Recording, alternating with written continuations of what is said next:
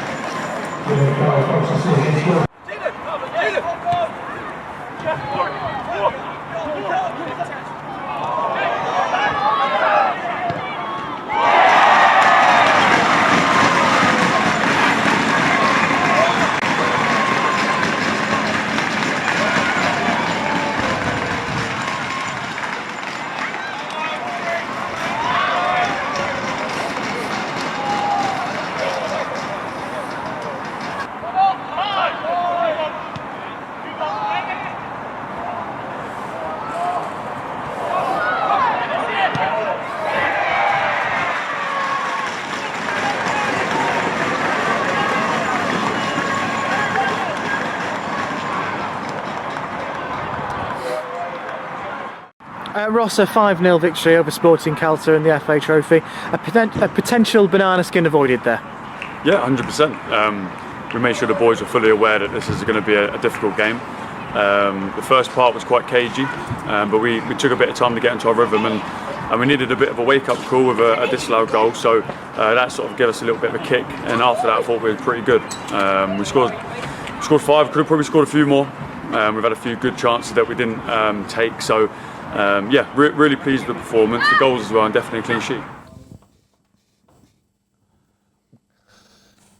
Good win there for Oxford City, and going through to the next round, 5-0. What a absolute screaming of a goal, I thought, from Jaden Carbon. Oh, the skill. The passing, the back heel to finish the goal off. Yeah, beautiful. I quite like the VAR for the Calza goal as well. They were back on the centre circle ready to kick off, and then they decided it was offside, which I think was actually the right decision, because the guy was interfering with the keeper, wasn't he? So Oxford City have been drawn in the third round against Hadley, who Kidlington played yesterday.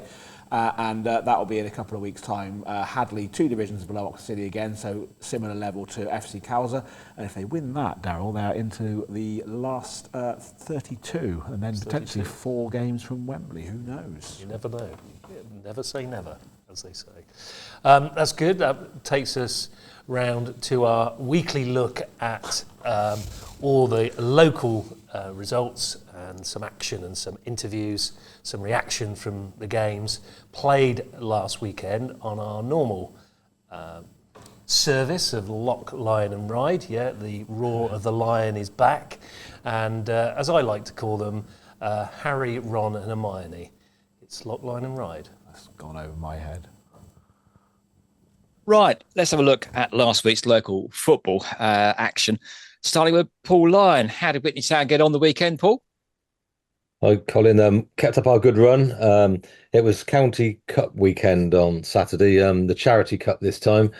Whitney Town won 5-2 in a local derby against Charlbury. Good crowd. I think considering that Oxford United weren't playing, probably helped a little bit. But we had nearly 150 there watching Whitney Town v Charlbury. And 5-2, great result. Looking forward to see who we get in the next round. Oxford City were also had a good weekend, Paul, as well. Yeah, FA Trophy weekend. Oxford City played against a team I've never ever heard of before, Sporting Calcer. I've got no idea where they're from. Patrick might be able to give us a bit more information about them, but 5-0 win for City, which is, it's always good when you can get a game like that. Yes, it's a potential banana skin, isn't it? But if you can get a nice win like that, it's a good confidence booster for the team after having a really tough start to the season. And it's really good to see some of our youngsters get on the score sheet. Young Phil Croker got a goal, and young Carbon. I always forget his name. There's so many Carbons at Oxford City, aren't there?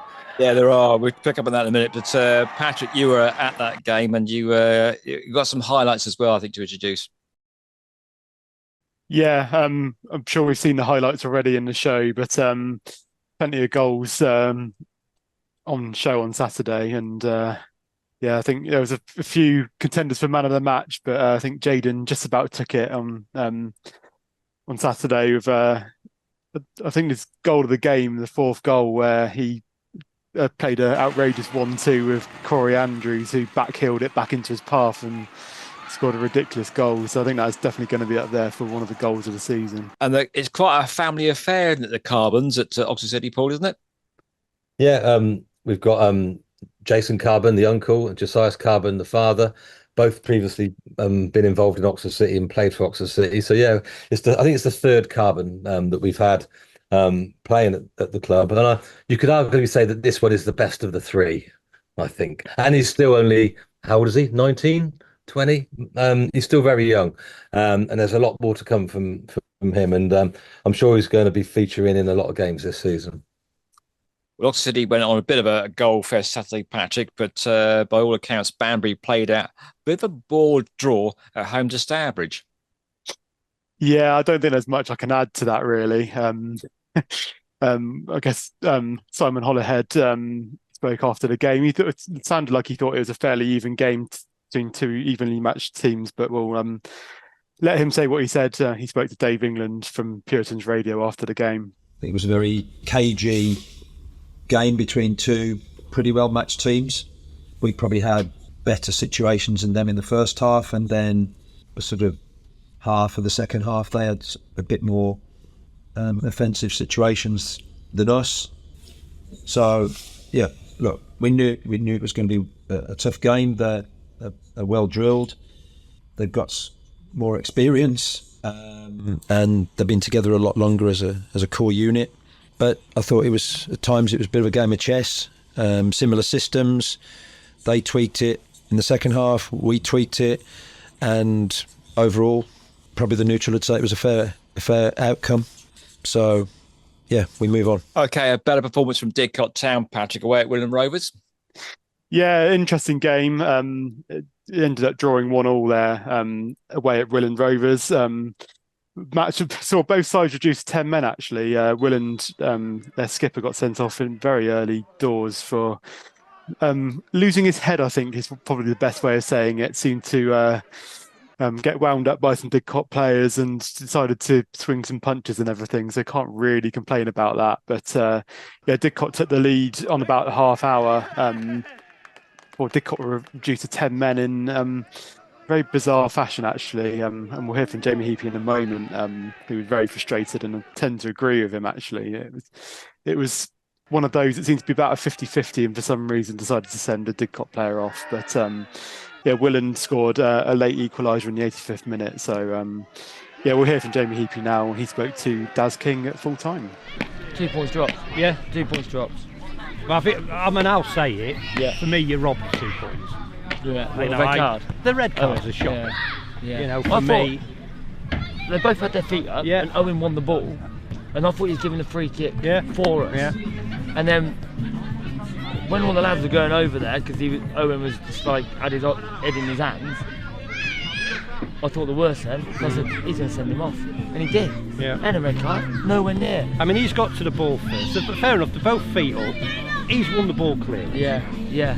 And a second later, their lads clattered him. Yeah. So, how the referee, who's 2 yards away. But I called it at half time, Daz. Yeah. They had a player sent off first half, and I said, he'll even it up. They always do. I've been in this game too long, they always do. And that ain't a red card. No, never. But, take that out of it, we should have been outside. Yeah. I mean, it should be 3 points. Well, Paul, Jamie Heapy was very honest, chatting to the National Non-League paper at the weekend, saying how promotion to Step 3, the season before last, was a step too far for Didcot Town. You know all about that from your experience at Oxford City, don't you, Paul? Yeah, it's tough, isn't it? You get a promotion and you have a really good season, and you think, right, let's push on and get established in the higher division. But it is a massive jump. Every step is a big step, and you've got so much more to think about. Higher wages for the players, more travelling, longer travelling distances for what are part-time players that have got day jobs, and it is tough. And you don't really get any extra income from going up that step. You might get a few more on your attendance, but it is really difficult. And you've got some big clubs in the division, so it is hard. And I think, like we've said previously, if you can keep your core players fit, you've got a chance of staying up. But what have you got as support players when you start to get injuries and suspensions? And that was what Oxford City suffered with last season in the National League. And I think Didcot had the same problem. And you're bringing in loan players all the time to try and fill the gaps. And some of the other clubs in that division have got strength in depth and can just bring on similar players. And we felt like we were like the Luton Town, weren't we? Playing against the Man Cities and the Liverpools, where you think Man City have got 3 players for every single place, whereas at Oxford City we were really looking at our youngsters to fill the gaps. And I think that's where Didcot are, and we've sent quite a number of players from City over to Didcot in the last few seasons to try and help them out. And it's great for the kids to get that experience, but it's really tough playing at that level against some experienced adult players.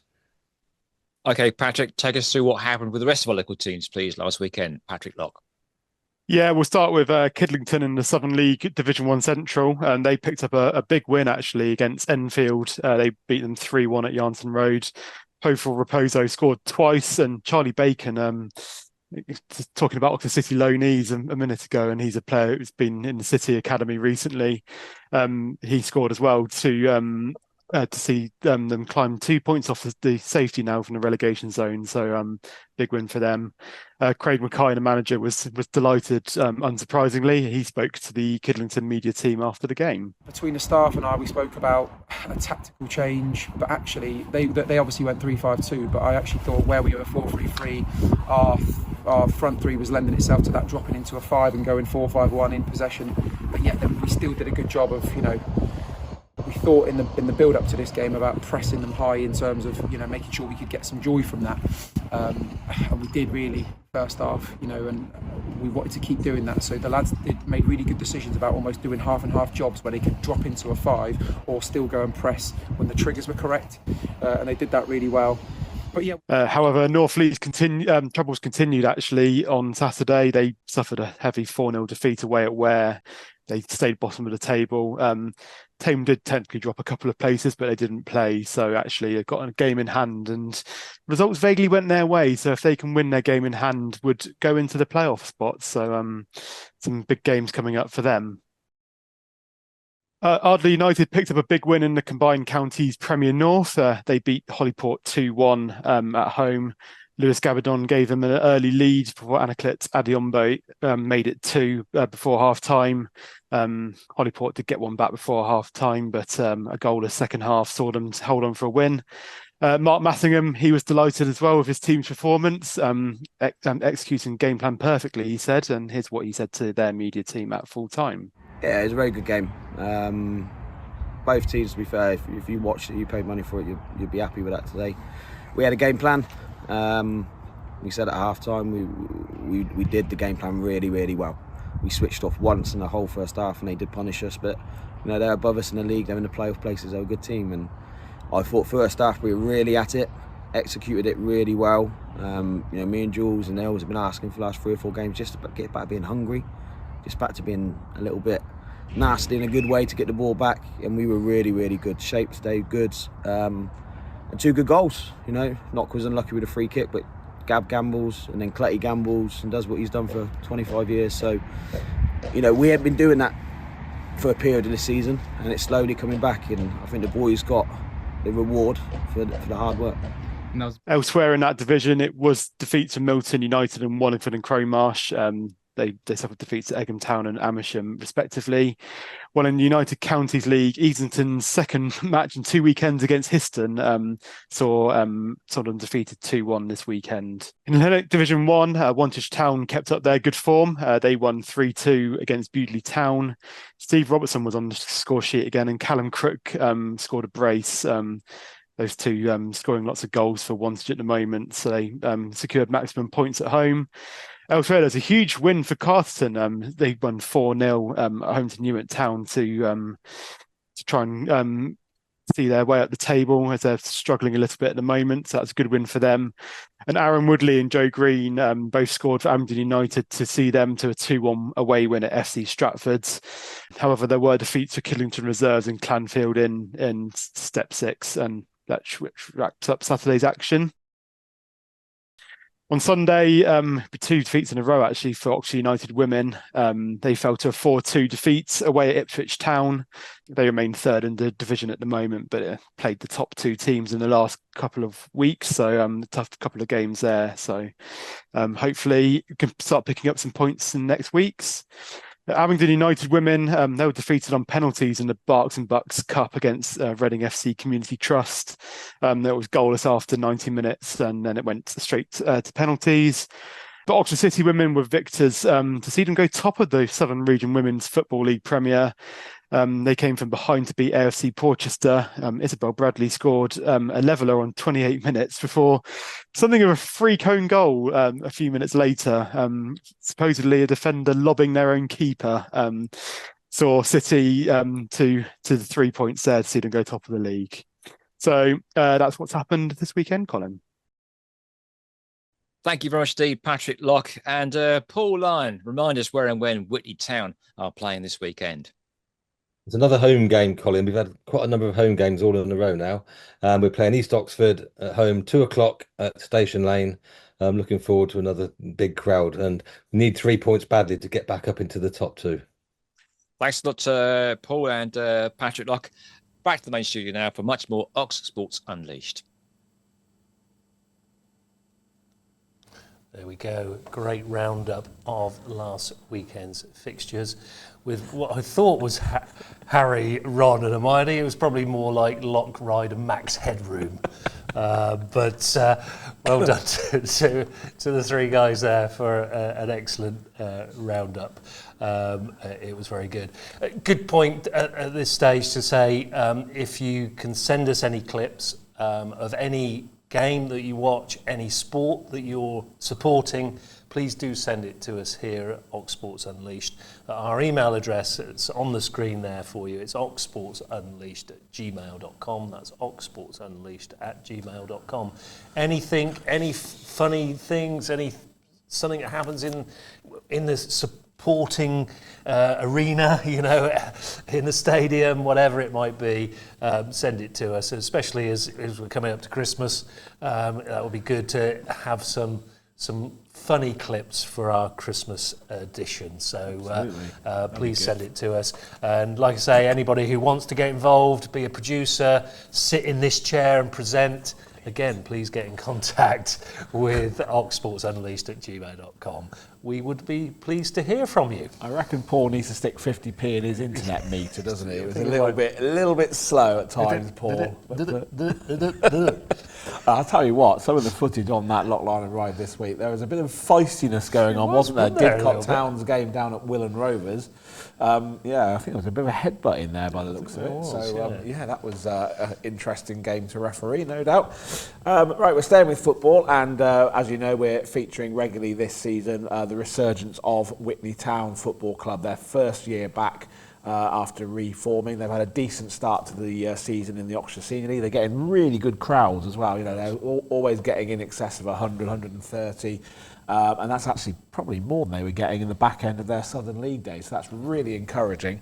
Last weekend, they took a break from league action and they were in action in the Oxfordshire Charity Cup. In the second round, a place in the quarterfinals was up for grabs, and they were playing local rivals. We'll say local rivals because they're all local rivals. It's Oxfordshire, but they were playing Charlbury Town at the Witney ATP, and we've got some highlights and an interview with the manager Ben Reardon for you now.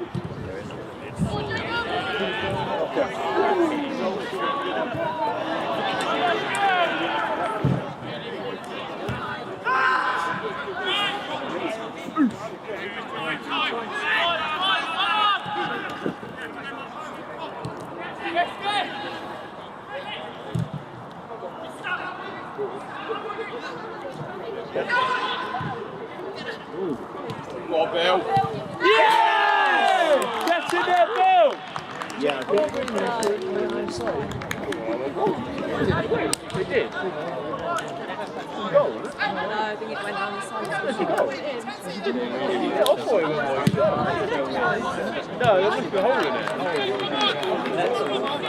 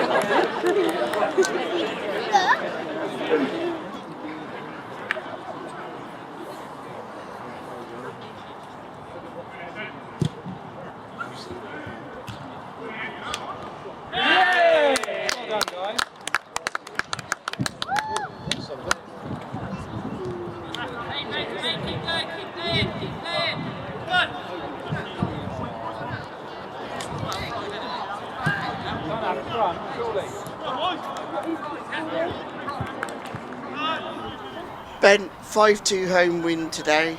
Thoughts on the performance? Yeah, I thought it was a very good performance, to be honest with you. We were up against, historically, a very good Whitney District side. They're always in the Premier Division, always fighting for the title. They've just come off the back of a really good home win against Bampton, that are second in the division at the minute, so we knew they'd come here on a high. Looking at their results this season, they've travelled really well, had a lot of away wins, so we knew that this surface would probably suit them compared to theirs. They certainly tried to set the tone from minute one, but I thought we kept possession well, retained the ball, moved them around. I was really, really pleased with our performance today. I thought that we could have always probably given another gear, upped it a notch, but unfortunately sometimes you lower to the standard, and that was what happened today. But really pleased. Job done, ticked off, and hopefully we get another home tie for the next round.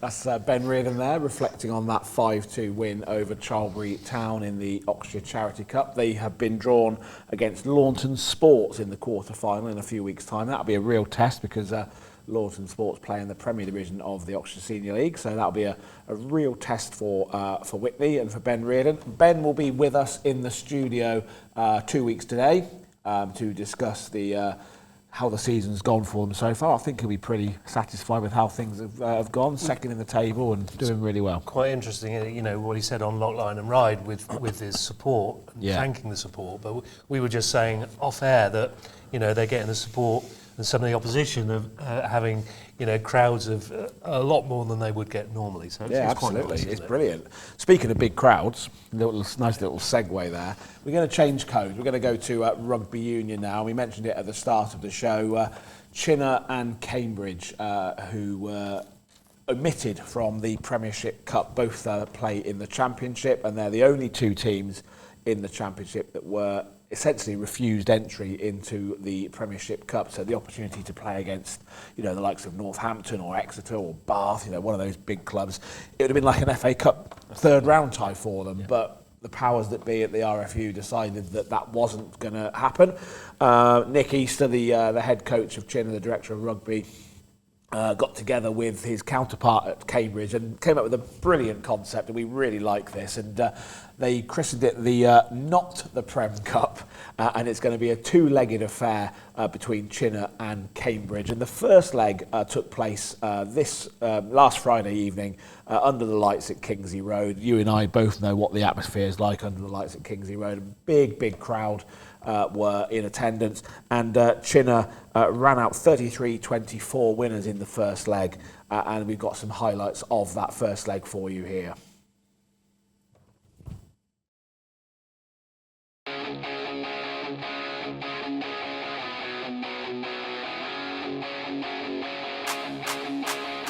Chinnor versus Cambridge. Not your Oxford versus Cambridge, but pretty close.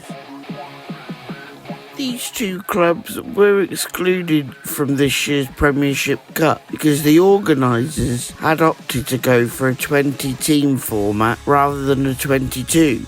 Both teams were left furious at this decision, so rightly put themselves together and you got not the Prem Cup. There is certainly no question of these two clubs not treating this as a serious game, especially after Chinnor, in their first game in the Championship, beat the Blood and Sand 57-24. With the bumper crowd building nicely, the battle commenced. Chinnor started the match with real intent and played with pace and precision, which immediately put Cambridge under pressure. The home team opened the scoring when a Nick Smith crossfield kick was pouched on by the dangerous Ryan Crowley, who stepped inside the cover with his quick silver feet. Chinnor continued to play with impressive quality and doubled their lead when the influential James Borton crashed over the line on 13 minutes. Borton converted both tries to give Chinnor a 14-point lead. The visitors responded well. Hooker Seb Brownhill opened their account. Chinnor showed their ability to pounce on the opposition's mistakes. When a split ball in midfield was picked up by impressive debutant Tom Watson, who scooted home from 60 metres.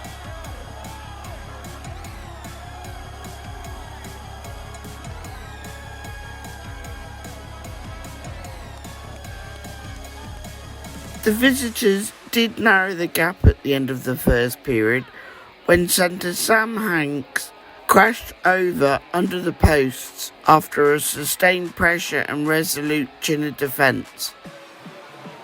Chinnor bounced back again in the second half with a well-taken Harry Dugmore score to increase their lead to 26-7.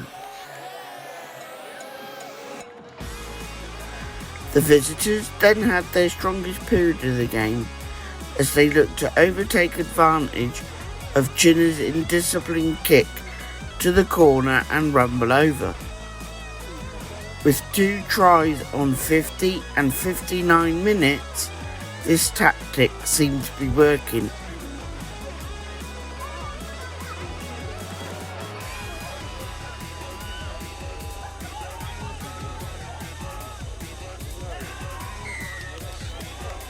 Chinnor redoubled their efforts, and another load of good pressure from Cook saw Cave pounce on an overthrow and storm into the 22. Pascoe supported well and sped over to score the winning try. Smith converted to clinch the 9-point win. The return leg is to be played in Cambridge on March the 1st, 2025. For local pride and getting one over the old enemy, we hope this trophy does return to Oxfordshire. There you go. So that was Dan, the cameraman, managed to get away with not falling over this time like he did last time. Yes, he was a little bit unstuck in the mud last time, but thankfully it hadn't rained too much. And thank you to Dan for braving the cold night up at Kingsley Road. And thank you also, a big thank you to Chinna, because I know from speaking to Dan that Chinna were really welcoming of Dan. Unfortunately, I couldn't make it myself on Friday due to things beyond my control, and obviously Woodsy couldn't because he was lying in a hospital bed. We will definitely get over to Chinna at some stage though, because it's a cracking place to play rugby. You came to the game last year, didn't you, against the Rams on a Friday night, and the atmosphere at Kingsley Road really does get rocking, and they're doing really well in the Championship as well. They're mid-table, you know, it's a tough league. There's some really good sides in there, and they're holding their own. And the Championship season resumes very shortly. The second leg of the Not the Prem Cup, I love that, is going to be on the 1st of March, and Chinna then taking a 9-point advantage over to Cambridge in the spring, the early spring, and hopefully it'll be a bit warmer. And good luck to Chinna there, and good luck to Chinna when they return to action in the Championship in the coming weeks, because we will certainly follow you with great interest, and we're really proud. I think it's great, isn't it, that we've got a club in Oxfordshire that are playing at the second tier of English rugby. It's astonishing. It's astonishing. It really is. Brilliant. Well, we've gone from the round ball to the oval ball to now the puck on the ice.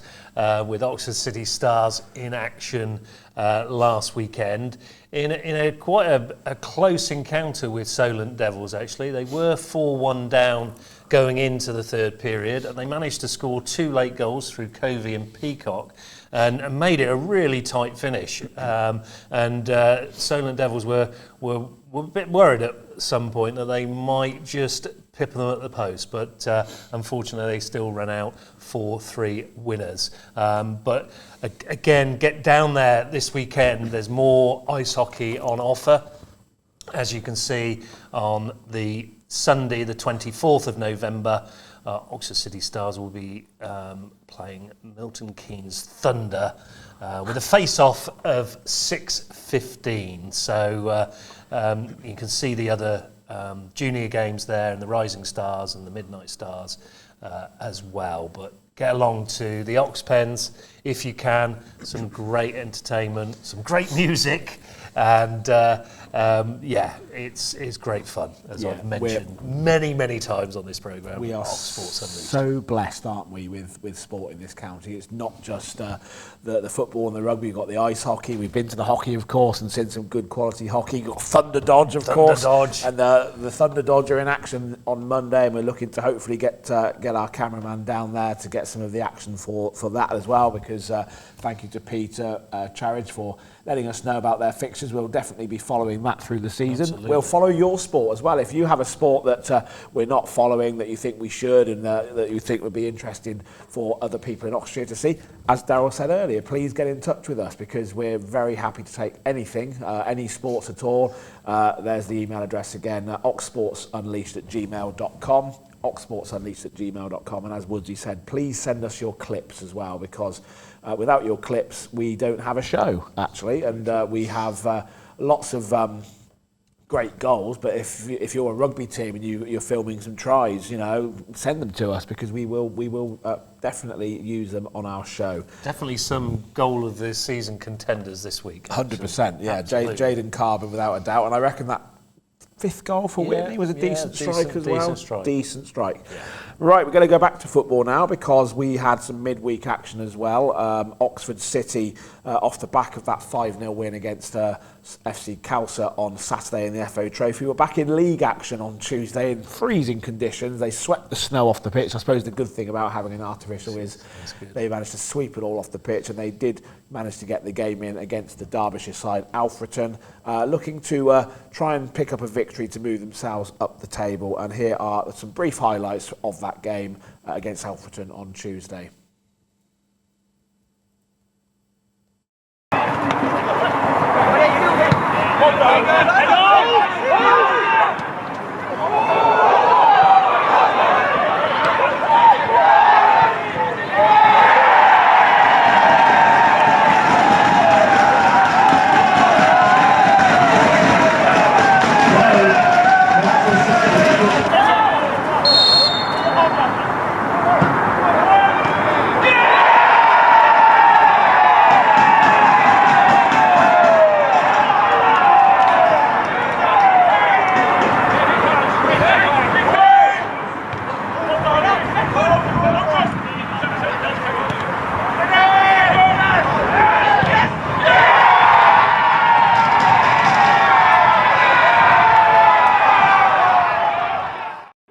frustrating. I think that there's loads of things around it that is frustrating. I think to play 46 minutes out of a 90-minute game is difficult to accept. You know, we train really hard and we want to play longer.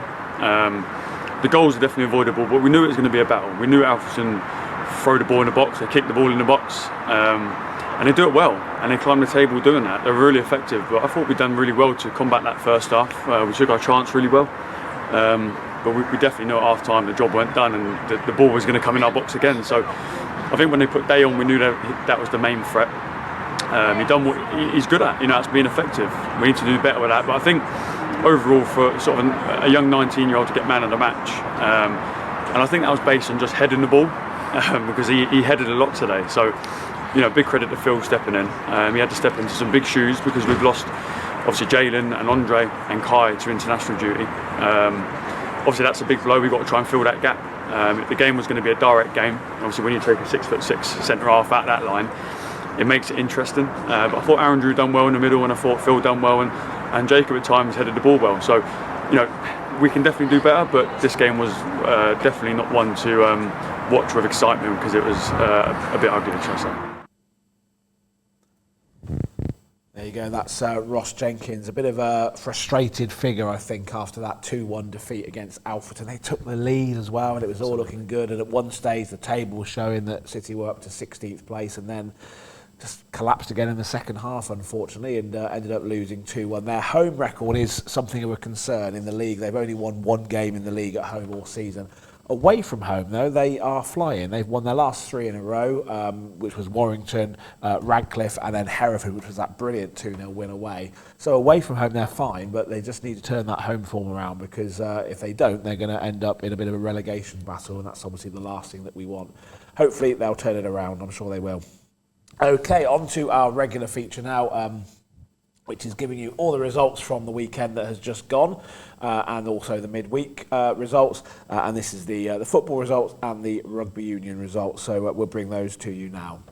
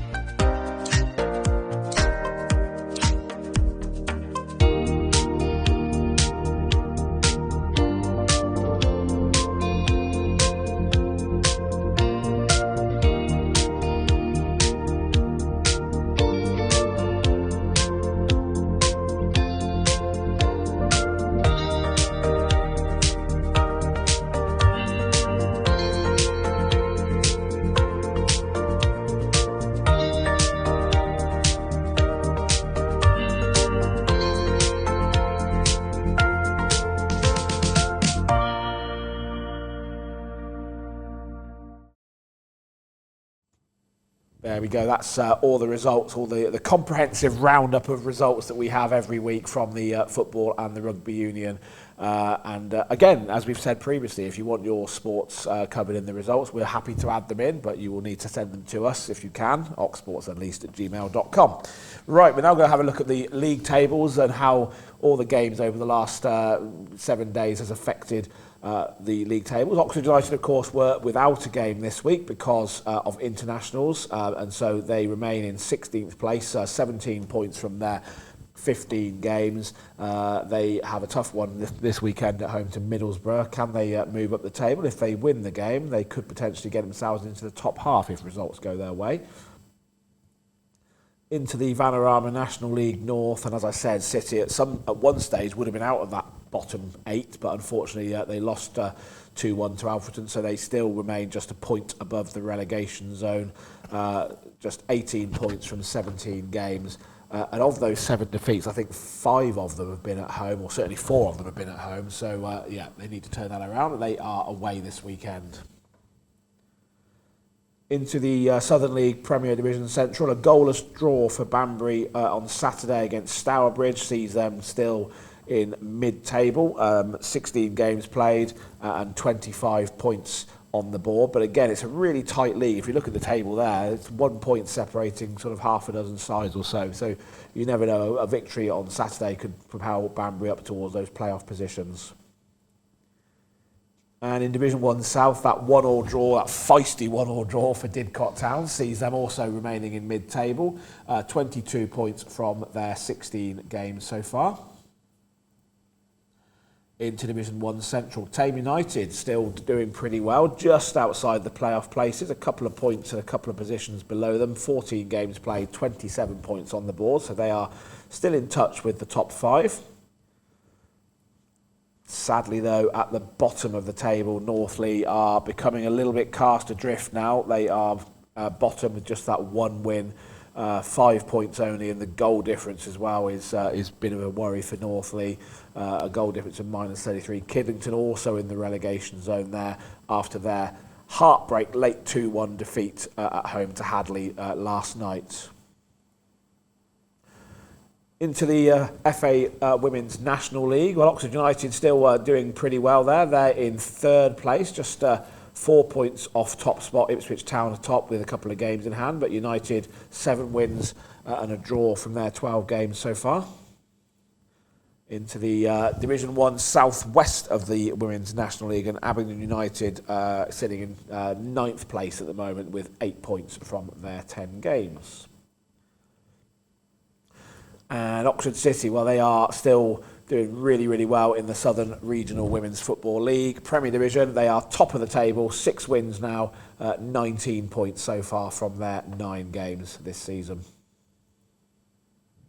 Some of our teams going very well there, absolutely, actually, isn't it? Yeah, definitely. That takes us on to the upcoming fixtures for this weekend, and we'll be with you very shortly on that. Oxford United, obviously, as Kdog alluded to, at home to Middlesbrough, 3 p.m. kick-off. They've been doing 12:30 p.m. kick-offs of late, but yeah, nice to have a 3 p.m. In the National League North, Oxford City on their travels to Buxton. That's a high ground, that is. It'll be snowing up there. It will be cold, won't it? Southern League Premier Central, Banbury United also on the road to Harborough Town.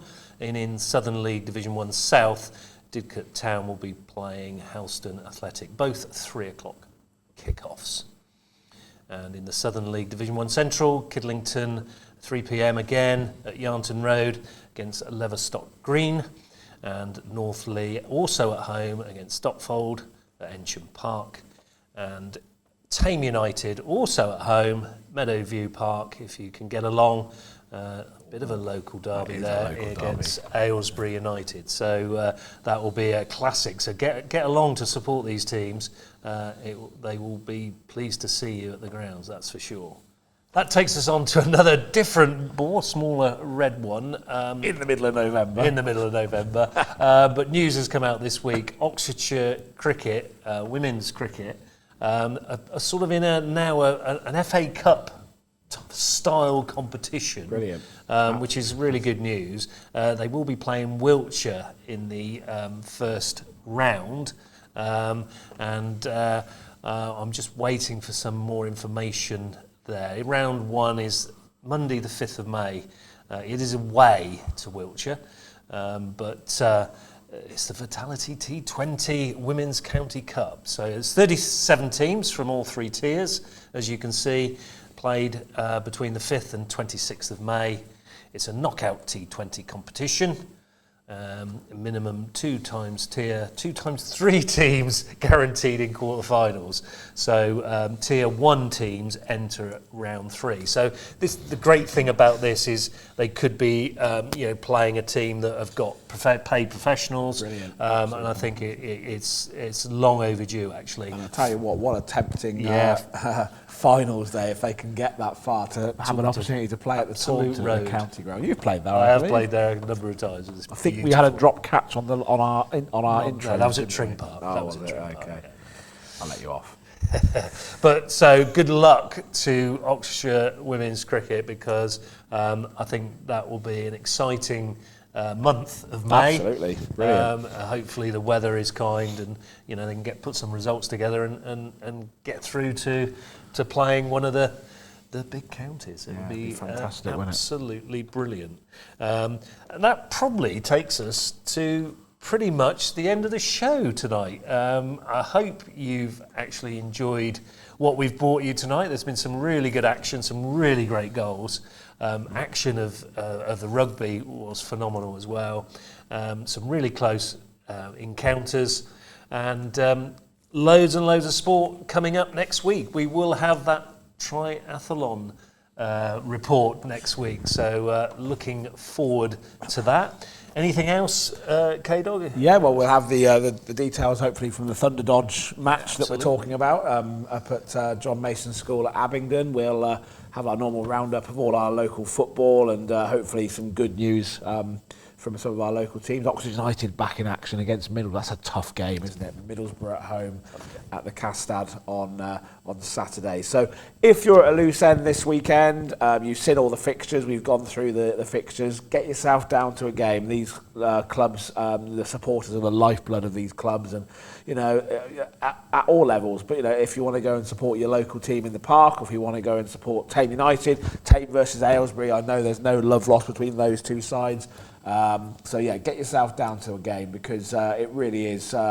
We're very blessed in this county. We've got a lot of really good sporting talent in all sorts of different sports, and hopefully we'll be able to bring you some good news next week.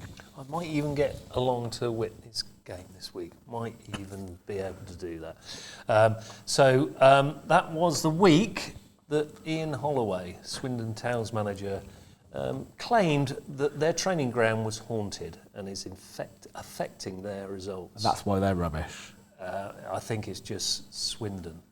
Anyway, on that note, thanks for joining us. Please join us again live next Thursday, where we'll unleash some more Ox Sports. It's good night from me. See ya.